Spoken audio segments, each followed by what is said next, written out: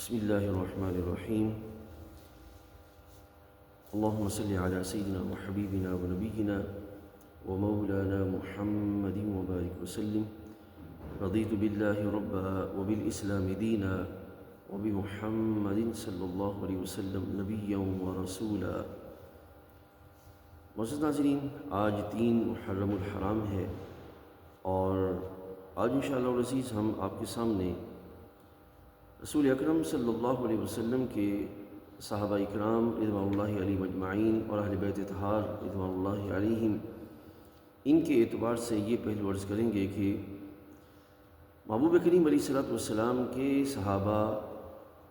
کا انتخاب بھی اللہ تعالیٰ کی طرف سے ہے،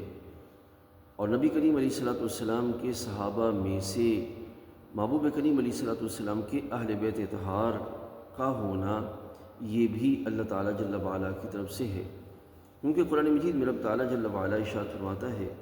وَهُوَ الَّذِي خَلَقَ مِنَ الْمَاءِ بَشَرًا وَجَعَلَهُ نَسَبًا وَصِهْرًا، کہ نسب بھی اللہ تعالیٰ نے بنایا، یعنی کہ تخلیق وہی ذات ہے جس نے انسان کو جو ہے وہ پانی سے تخلیق فرمایا، پھر اس کو جو ہے وہ بشریت کا لبادہ عطا کیا، اور ساتھ ہی یہ اس کا مفہوم عرض کر رہا ہوں کہ اس کو جو ہے وہ نسب عطا کیا اور اس کے جو وہ خاندانی جو معاملات ہیں وہ اس کو جو ہے وہ عطا فرمائے۔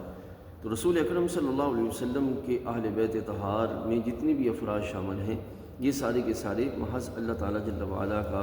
فضل تھا اور محبوب کریم علیہ الصلوۃ والسلام کو جو وہ عطا کیے گئے۔ اب یہاں یہ بات سمجھ لیجئے کہ بعض لوگوں میں یہ غلط فہمی ہے کہ صحابی ہونا اور چیز ہے، اہل بیت ہونا اور چیز ہے۔ یہ بات اپنے ذہن میں رہے کہ جو بھی اہل بیت میں شامل ہیں وہ پہلے صحابی ہیں، کیونکہ وہ صحابی یعنی کہ رسول اللہ صلی اللہ علیہ وسلم کی صحبت اقدس سے فیض یاب ہوئے،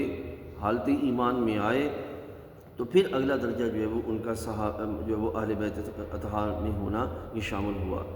جو نبی علیہ الصلوۃ والسلام پر ایمان نہیں لائے اور محبوب کریم علیہ الصلوۃ والسلام کی صحبت اقدس سے فیض یاب نہیں ہوئے، وہ تو اولاً ایمان والوں میں ہی شامل نہیں کیے گئے، چہ جا کہ جو ان کو اہل بیت طہار میں ہونا جو ہے وہ شامل کیا جائے۔ تو اس واسطے جو یہ ایک طریق ہے جو کہ قرآن مجید اور حدیث رسول علیہ السلام سے ہمارے سامنے ہے کہ جو نبی علیہ السلام پر ایمان لایا، آپ کے ظاہری دور اقدس میں نبی علیہ السلام کی صحبت میں ٹھہرا،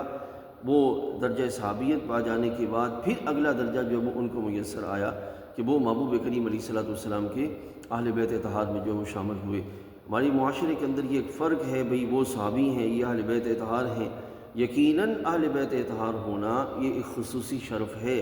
لیکن اس شرف کو درجہ صحابیت سے نکالا نہیں جائے گا، بلکہ وہ صحابی بھی ہیں، اہل بیت طہار بھی ہیں۔ یہ شرف جو ہے وہ رب تعالیٰ جل وعلا نے ان کو جو ہے وہ عطا فرمایا ہے۔ اب جب یہ سمجھ گئے تو اب یہ بھی سمجھ لیجئے کہ اہل بیت طہار میں کون کون شامل ہیں، تو یہ بھی سمجھ لیجئے۔ محبوب کریم علیہ الصلوۃ والسلام کے جملہ رشتہ دار جو ایمان لائے اور محبوب کریم علیہ الصلوۃ والسلام کی ازواج مطہرات، نبی علیہ السلام کی جملہ اولاد پاک، یہ سارے کے سارے جو ہے وہ اہل بیت طہار میں جو ہے وہ شامل ہیں۔ اب اگلا پہلو ہے سادات ہونا، یہ انشاءاللہ جو ہے وہ کل بیان کریں گے۔ اب محبوب کریم علیہ الصلوۃ والسلام کی پھوپھیاں جو ایمان لائیں، آپ کے جو چچا ایمان لائے، نبی علیہ السلام کی جملہ ازواج مطہرات، آپ کی جملہ اولاد پاک جس میں صاحبزادے ہیں، صاحبزادیاں ہیں، پھر ان کے نواسے ہیں، سارے کے سارے جو ہے وہ اہل بیت طہار میں شامل ہیں، اور یہی طریق اہل سنت ہے۔ اللہ تعالیٰ جل وعلا ہمیں سمجھ و عمل کی توفیق عطا فرمائے۔ السلام علیکم ورحمۃ اللہ۔